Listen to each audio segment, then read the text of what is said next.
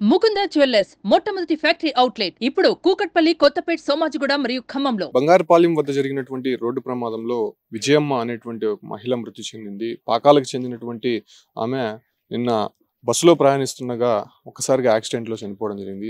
ఆమెకు సంబంధించినటువంటి కుటుంబ సభ్యులంతా కూడా చిత్తూరు ప్రభుత్వ ఆసుపత్రికి తరలించారు. ప్రస్తుతం ఆమెకి పోస్ట్ మార్టం కూడా పూర్తయినట్టయితే తెలుస్తుంది.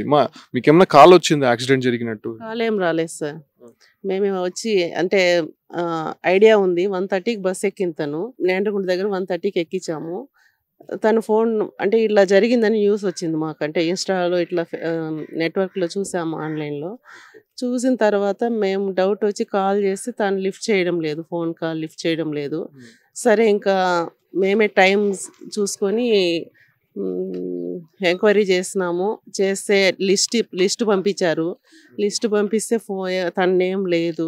సరే అని మళ్ళీ హాస్పిటల్ దగ్గరికి వచ్చి పేషెంట్స్ అందరినీ చూసాము. చూస్తే లేదు. మళ్ళీ వాళ్ళు పోలీస్ వాళ్ళ దగ్గరికి వెళ్తే వాళ్ళు వచ్చి ఇక్కడ మార్క్ చూపించారు. తనకు పచ్చబొట్టు ఉంది చేతి పైన. అది చూసి మళ్ళీ ఐడెంటిఫై చేసినాం. కుటుంబ సభ్యులంతా కూడా అంటే ఆమె కూతురుగా తెలుస్తోంది. ఆమె దగ్గరికే వెళ్తుంది. ఆమె దగ్గరికి వెళ్తుండగా ఒక్కసారిగా ప్రమాదం జరిగినట్టు తెలుస్తుంది. ఏమవుతారు మీకు విజయ్? భార్య అవుతుంది. ఎలా ఉండేవారు ఆమె? చాలా కుటుంబ సభ్యులు, చాలా పెద్ద కుటుంబంగా ఉంది. చాలా చలాకీగా ఉండేటువంటి వారు. ఎలా ఉండేది మీకు? బాగానే మంచిగానే ఉంటుంది. నేనే నేండ్రగుంటకు వచ్చి బస్సు ఎక్కించినాను. 12:30, 1 గంటకు మధ్యలో పోయిస్తానని నవ్వుతా మాట్లాడింది అంతే. మళ్ళీ ఫోన్ చేస్తే ఫోన్ ఎత్తలేదు. మళ్ళీ మన పిల్లలకి నేను ఫోన్ చేసి చెప్పిన ఫోన్ ఎత్తలేదు. దానిపై నేను మాట్లాడింది. మీరు కూతురా మామ? మీ దగ్గరకు వస్తానగా ప్రమాదం జరిగింది. ఎందుకు వస్తాను? మాకు హెల్త్ బాగాలేకుండా చూడడానికి వస్తున్నది. ఎంతమంది అమ్మా పిల్లలు? నేను, మా అన్నయ్య. ఎలా చూసుకునేదమ్మా మిమ్మల్ని చిన్నప్పుడు? చాలా బాగా చూసుకునేది. ఆమె ప్రాణం అంతా మేమే అన్నట్టే బతికింది. ఈరోజు మాకు ఆమె లేకుండా అయిపోయింది. గవర్నమెంట్ నుంచి ఎవరన్నా మాట్లాడారమ్మా? మాట్లాడారండి, వాళ్ళ సార్ వాళ్ళు మాట్లాడారు.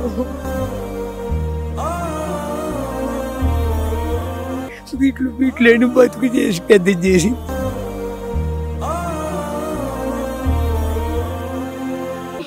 మాట్లాడారు.